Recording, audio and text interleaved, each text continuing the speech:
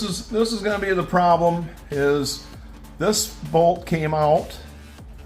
This bolt, obviously, I had to wind up cutting the head off, and I've got enough sticking out that I can weld a nut to it, but it is so seized that even at my 1/2-inch drive breaker arm with a floor jack would not break this loose. And what I was afraid of is that I was going to start folding up the sheet metal around it. So at least I can get some Aerocoil onto the threads, and if need be, weld a nut, and the heat from that will break it loose. I will get that out. I got something left to work with, so that's the good news. Now, here's what the spray undercoating shit does all over everything. I'm going to clean most of that off, clean all this up, and put some POR 15 or some kind of rust inhibitor on. And there's maybe a repair that needs to be made right here.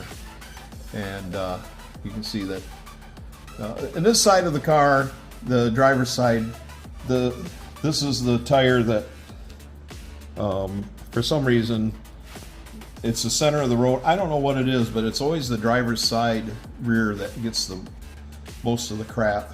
The other side doesn't look too bad, but this side I'm going to have to do some work too. So that's going to be the next project with the Belvedere. Is you can see that I made new spring hangers, but this area needs some reinforcement or something.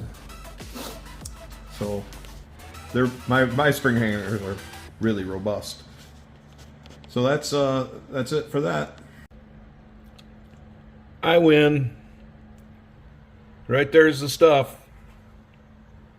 Right there. I just grabbed hold of it with vice grips after shooting it with some Aerocoil for a couple days. Out it came. All these came out with Aerocoil. That one there was the hardest one, and I had to cut the head off. And I just shot it with Aerocoil, let it set for a couple days, grabbed it with some vice grips, wiggled it back and forth, it broke loose and came right on out. Awesome. I win. I win. So here we have sloppy workmanship from the previous paint job, and what I can do is I can remove this trim, and you can see that need to make some corrections there, and I'll paint this, clean this all up, get this line here to look nice and crisp the way it should. And I have matching paint, so before I reinstall the back bumper, I will put that back on. The bumper brackets are going to get powder coated, and then I'll use some fresh fasteners, and that'll make it all look somewhat decent back there. So just going up another level on this restoration, just doing a little bit better. And then the next guy will go like, what was he thinking? And maybe the next owner will do an even better job. Plymouth being a Plymouth. That's where the rear spring shackle goes. That's stage one of the repair. I get my hand out of the way.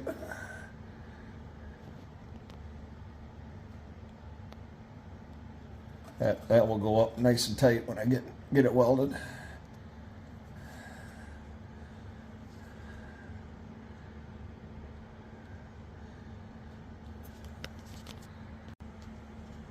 Here's another portion that's going to get repaired. Plus this channel right here.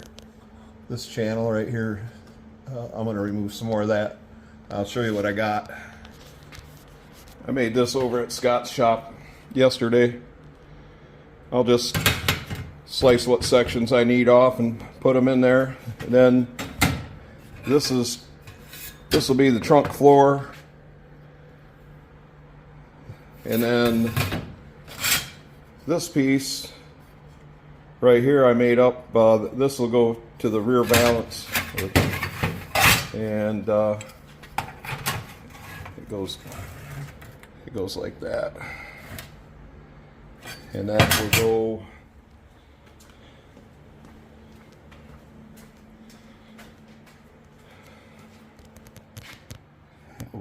right here.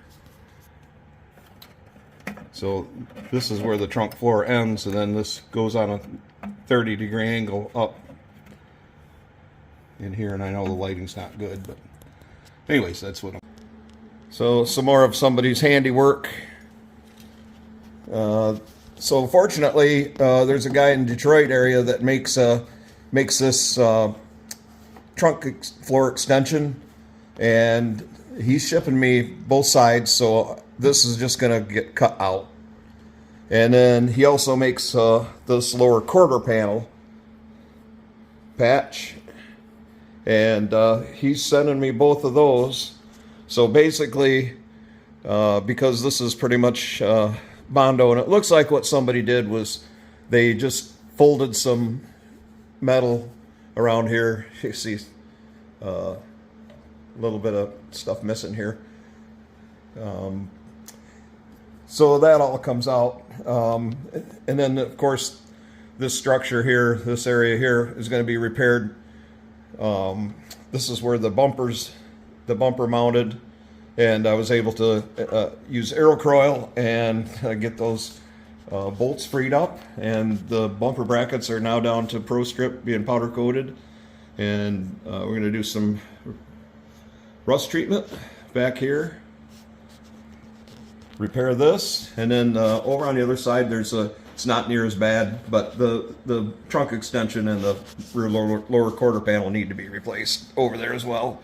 So this is what I'm talking about level up. I'm going up a level. Maybe another shop or somebody next level up would be to just cut all this out and build it over again. I don't know. This car could be back halved, I guess. I don't think it warrants a back half. It's not that terrible bad. If it was any worse, though, I'd consider a Timic McAmis or a S&W back half kit and just, I don't know, do away with it all. But I think that this is all repairable, and it's not going to be a show car, but it'll just be make this thing good and solid again.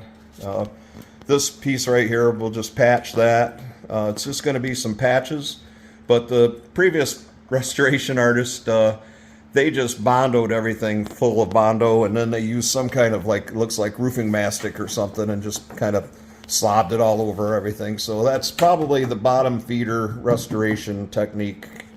I'll just go up a level or two on it. So up here, this showed up. This is the extension that goes underneath the bumper, but this you could see. Person that looked closely at this car would see this. This was almost a 1/4 inch thick of Bondo all through here, and then you can kind of see there's some pinholes and some rust holes, but believe it or not, I think I can fill these with a welder and then grind them off, and then we'll just take care of all this little detail here, clean this all up, and just paint this portion of the car. This gets covered with trim. There's a seam right here, and they just slobbed the Bondo in there, and it had big lumps and bumps, kind of like that. I haven't gotten over here yet to dig it out, but it looked like that and worse in a couple places. So that'll clean up that part of it. I picked up quite a bit of material because I'm going to have to probably make the quarter or the rocker panels, and take a look at those. And the plot gets thicker. These just arrived today. These are lower trunk floor extensions. Those are going to replace, I don't know if the mirror or if the camera will pick it up, but this disaster area here.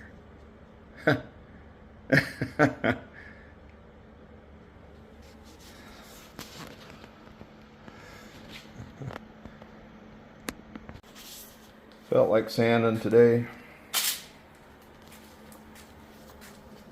Gonna have to remove these tail lights.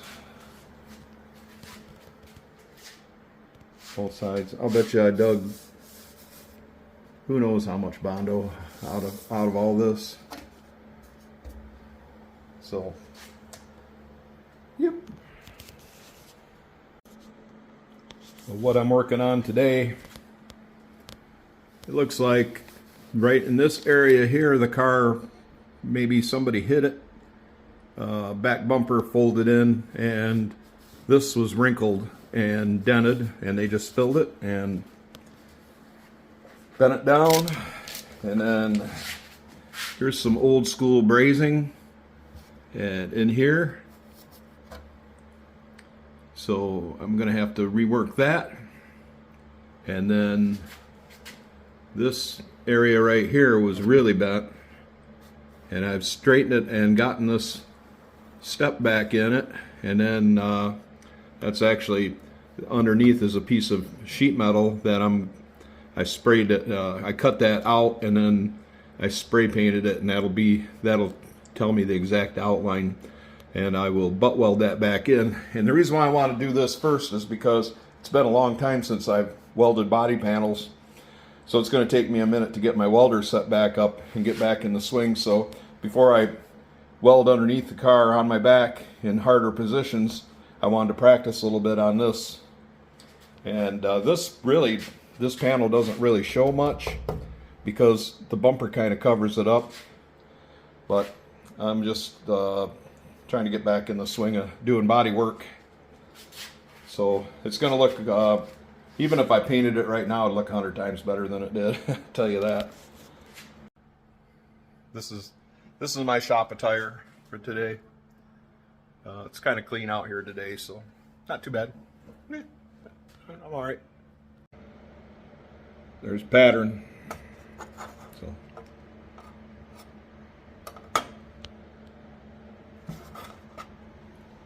that's how you do that. And then I'll cut that out and then fit it right back in here, and it will be edge welded.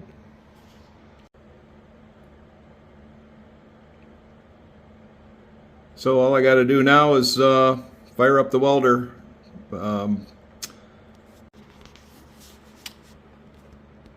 I haven't forgot how to weld patches in, I guess. There's one. There's a second one. And there's a third one.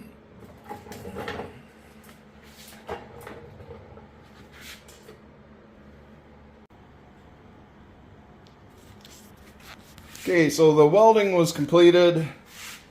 I don't know if you want to see sanding, but so a skin coat of Bondo is applied and then block sanded, and this is to get the panel somewhat flat. Now you got to bear in mind this whole part of this gets covered up with bumpers, so you're really not going to see anything. But what's important is this area. Now this is all covered with sanding dust right now, but what's important is this edge right here, or this corner, that this gets cleaned up, because that when I started on this had great big globs of Bondo all over it. So the product that I'm using is this product, which is readily available, and you see short strand fiberglass.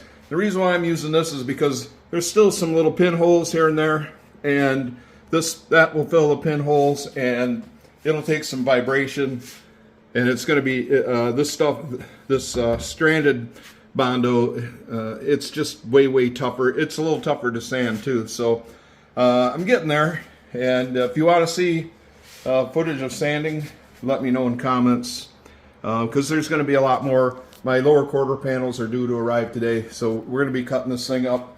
Also, inside the trunk, I lost my lighting. Anyways, you can see circle spots. That's where spot welds are. I'm going to remove those because I made up this piece of channel, and that's going to replace that rotten channel.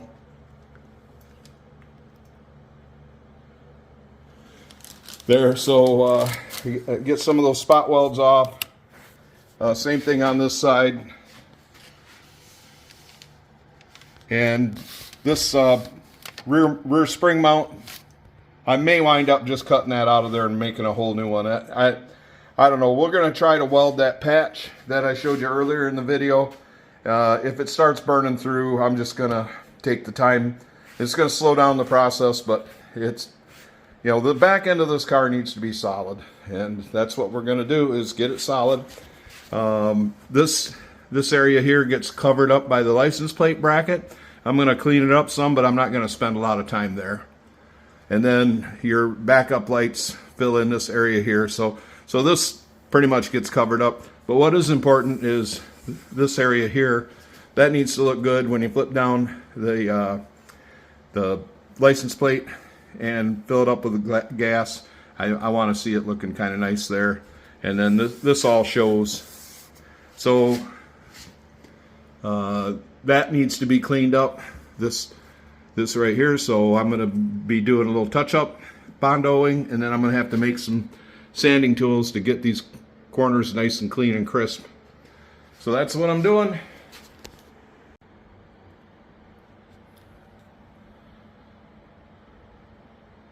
First heavy coat of primer is on. Ready for some block sanding.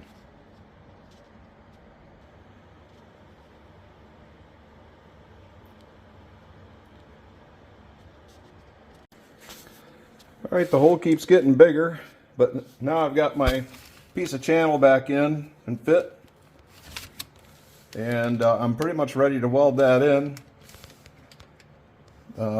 Cleaned all the tar and roofing mastic off of this panel here and found out it's metal, so good to go there. Next thing to do is get this piece fit.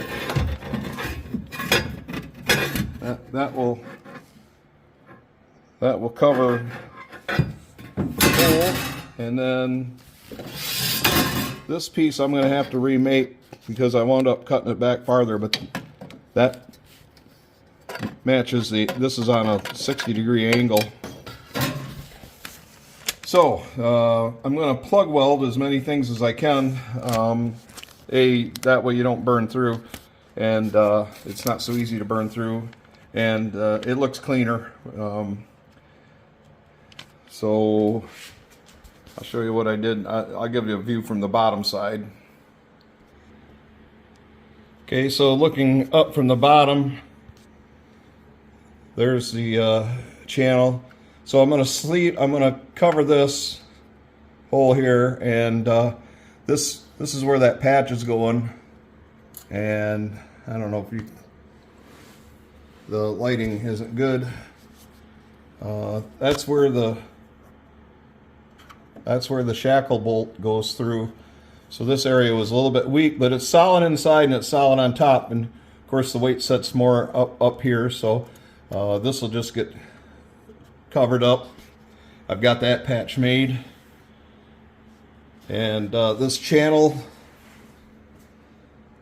I've got an inside sleeve sticking in here, and I'll plug weld that, so that gives this joint here some integrity. So this is coming right along, and when I get all done with it, unless you watch this video, or you know, to most people, this will look pretty much normal. So I uncovered all this and found out that I do have metal here. So there's a trunk floor patch.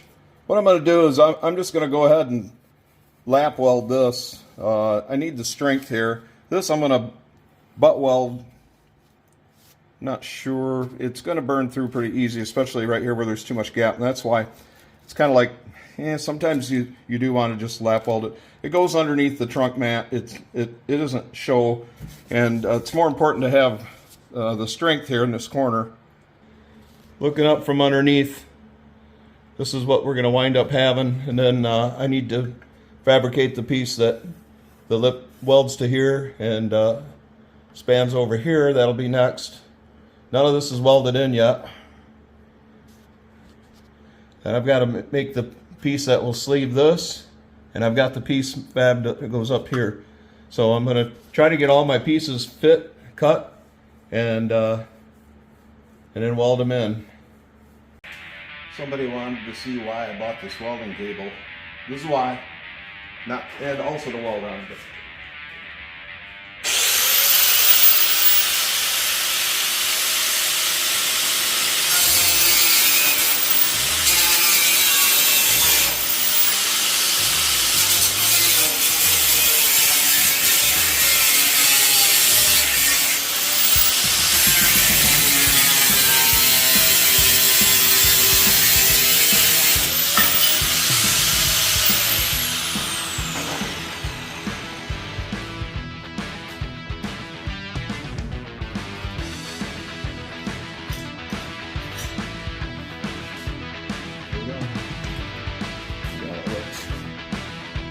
Not too bad.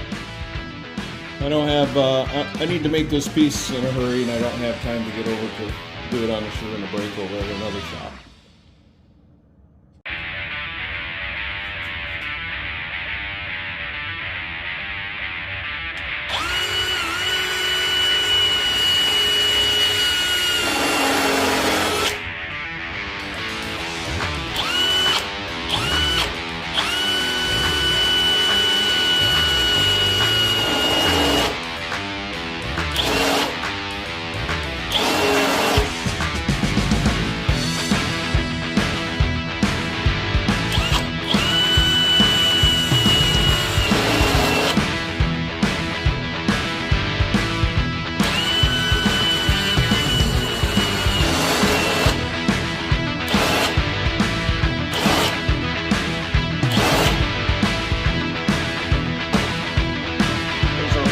Where the plug welds are going to go when I butt the two pieces together.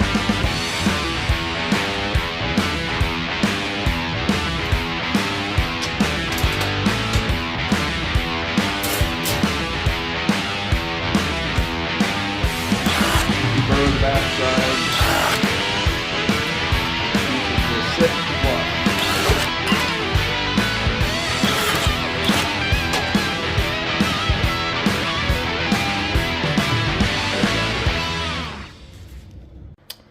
So there's the completed fit of the floor patches. So this will be butt welded. See if the camera will focus, please. No, it's, there we go. Butt welding here. Here, now I kind of got a little too much gap there, but what I'll do is I'll just build on the welds as I keep going. And as long as you got a weld behind there, then it will fill. These are going to be plug welds for the structure underneath.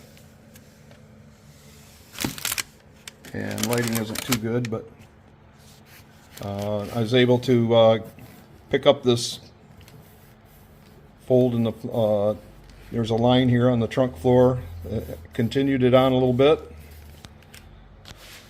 And then I'll show you underneath.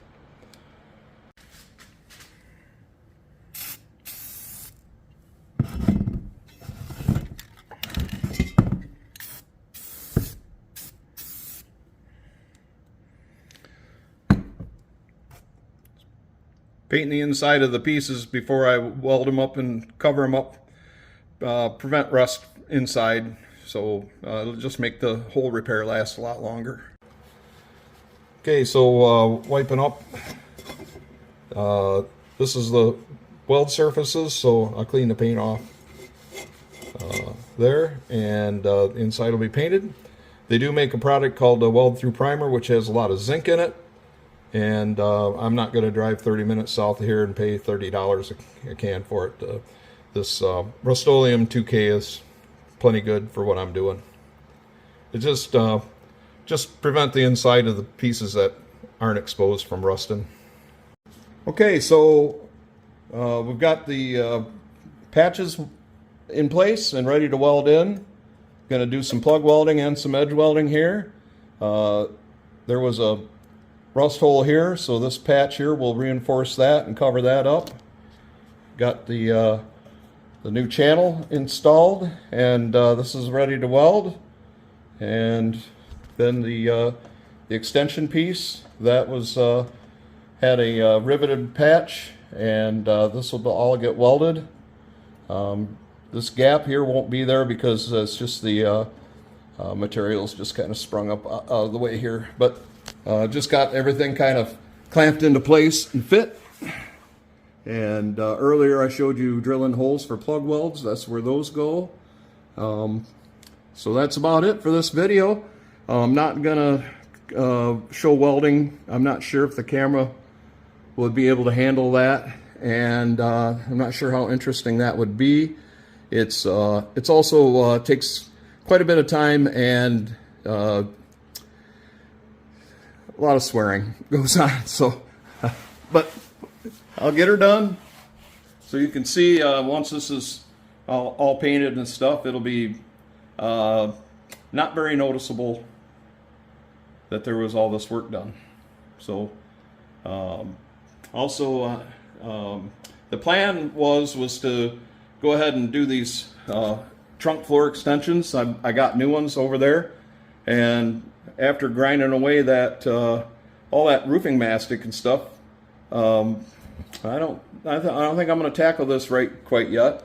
I've got to fix the other side, but the next most important thing is that I'll do the same kind of repair, only on a much smaller scale on this side, so that shouldn't take long.